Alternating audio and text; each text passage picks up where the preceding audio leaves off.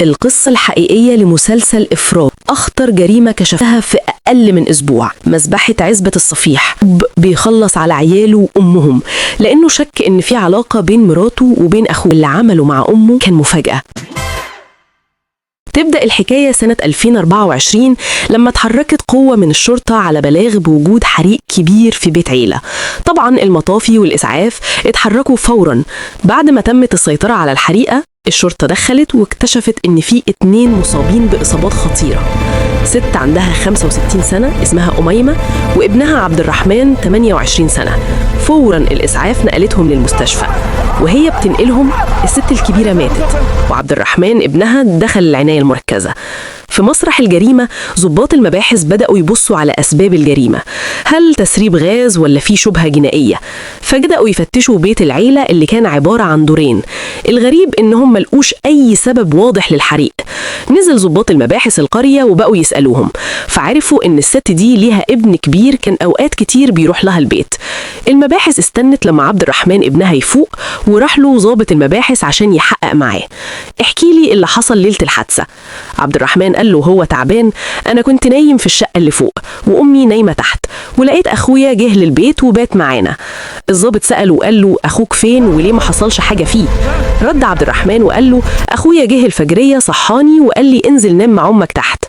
وساعة ما هو شغال دخل عسكري وبلغ الضابط بمفاجأة، قال له في أسرة تانية في نفس القرية أمها وعيالها متقطعين. القرية فيها عيلتين اتخلص عليهم، وبقى الناس مش عارفة مين ورا اللي بيحصل، مين ورا المذبحة دي. خليني قبل ما أكمل لك الحكاية أقول لك إن من نص تحقيقات القضية المعروفة إعلاميا بمذبحة طوخ اللي حصلت عام 2024، وكانت من أخطر الجرائم اللي الداخلية لعبت دور في كشفها. المسلسل بقى بتاع عمرو سعد اللي اسمه إفراج بيتكلم عن الحادثة دي.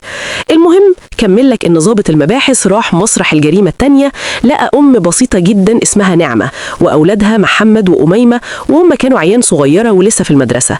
لقاهم متقطعين ومدبوحين، وبقى يسأل مين في الشقة. الضابط استدعى أم نعمة اللي كانت منهارة، وأول واحدة اكتشفت الجريمة لما راحت تطمن على بنتها وأحفادها، فلقيتهم بالمنظر ده. والمصيبة إن كان في ريحة غاز قوية جدا في المكان حتى بعد ما اتقتلوا. الست قالت للضابط إن نعمة كانت بتبيع خضار عشان تساعد جوزها في مصاريف البيت، فسألها طب فين جوزها؟ ليه مش موجود وسط الضحايا؟ الست قالت له إن جوز بنتي اسمه علي، وخلي بالك بقى في المفاجأة دي إن هو أخو عبد الرحمن، يعني في رابط بين الجريمتين. لكن الضابط وقتها اكتشف إن علي هرب ومحدش لاقيه. الشرطة بدأت تشك في علي ووسعت دايرة البحث عنه، وحققت مع كل اللي يعرفوه وجمعت عينات وبصمات من مسرح الجريمة عشان تجيبه ويبقى فيه دليل قاطع إنه هو ورا الجريمتين دول. ومع التحقيقات قدروا يفكوا اللغز، قدروا يفهموا جريمة مذبحة طوخ. ولغز الجريمة بقى زي ما هقولك، علي كان متجوز نعمة ومخلف منها محمد وأميمة زي ما قلتلك، وسمى بنته على اسم أمه اللي كان بيحبها جدا ومتعلق بيها، وسبحان الله هو السبب في موتها. لكن علي كان عاطل ومراته اضطرت تنزل تشتغل بياعة خضار، وفي نفس الوقت علي كان بيتعاطى مخدرات، وكل الشهود أثبتوا ده، لدرجة إنه باع التروسيكل بتاعه والتوك توك عشان فلوس التعاطي. نعمة بقى بطلة، كانت شايلة البيت كله على كتافها، بتصرف على العيلة وتدخلهم المدرسة وتأكلهم كويس، بقت هي الأم والأب مع إن الأب عايش. ومع كل ده ما كانتش بتشتكي لحد، ست حمولة، وكل اللي عارفينها كانوا فاكرين إن مفيش مشاكل بينها وبين جوزها. الأسرة شكلها من بره متماسكة، لكن من جوه كانت هشة جدا. أهل نعمة كانوا شايفين الحقيقة وفضلوا يقولوا لها لازم تطلقي، الراجل ده ما ينفعش تعيشي معاه. لكن الست رفضت عشان مش عايزة بيتها يتخرب. وعلي تمادى في الموضوع ده، بقى مدمن، وقلة الفلوس مع الإدمان خلاه يشك في مراته. اقتنع نفسه إنها بتخونه وإن الأولاد دول مش أولاده. ومع مين بقى بتخونه؟ مع أخوه عبد الرحمن، لحد ما فكر إزاي ينتقم من الأعداء الوهميين اللي هو عملهم وحط الخطة. وفي يوم الجريمة استنى مراته وأولاده يناموا، فدخل المطبخ جاب السكينة وراح قتل مراته وعياله وذبحهم. والغريب إنه قعد مع الجثث يومين كاملين نايم جنبهم، مش ندمان، لكنه بيفكر إزاي ينتقم من أخوه اللي كان فاكر إنه هو السبب في كل ده. طب هتسألني دلوقتي تقولي مال أمه بالموضوع ده؟ علي بقى كان شايف إن أمه عارفة بالحكاية ومتسترة على الموضوع وبتشجع أخوه إنه يعمل علاقة مع مرات أخوه، فدخل أمه دايرة الانتقام. علي بقى مسكتش، راح فتح أنبوبة الغاز وولاده ومراته ميتين، انتقام أكتر من كده. وراح بقى في اليوم الثالث لأمه وأخوه، وزي ما قلت لك في المقدمة استنى يناموا ونزل رش مواد سريعة الاشتعال في شقته وولع في البيت وهرب. النتيجة قدامنا إيه؟ إن الأم والأخ أصيبوا بحروق شديدة، الأم توفت والأخ في العناية المركزة. القرية كلها عرفت اللغز، والشرطة كله بقى يدور على علي.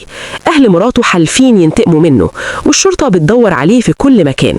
وبعد فترة قصيرة جال الشرطة بلاغ إن في جثة لقوها على السكة الحديد. لما الشرطة وصلت لقت أشلاء واحد ميت، فبقت القرية تشك إن ده علي، فجابوا أخته فتعرفت على الجثمان وتأكدوا إن هو ده.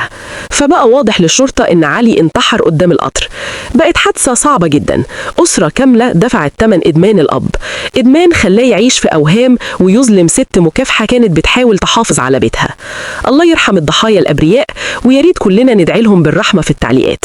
وفي النهاية لو عايزني أكمل لك قصص الجريمة واحكي لك قصص جريمة إزاي الشرطة حلت لغزها، قول لي كمل. وكمان قولوا لنا إيه رأيكم في مسلسل إفراج، وهل بتتفرجوا عليه ولا لأ، وإيه المسلسلات اللي بتتفرجوا عليها؟ شاركونا بآرائكم في التعليقات. عجبك الفيديو؟ اعمل لايك وشير، وتابعنا فيسبوك وقناتنا على اليوتيوب وقناتنا على تيك توك.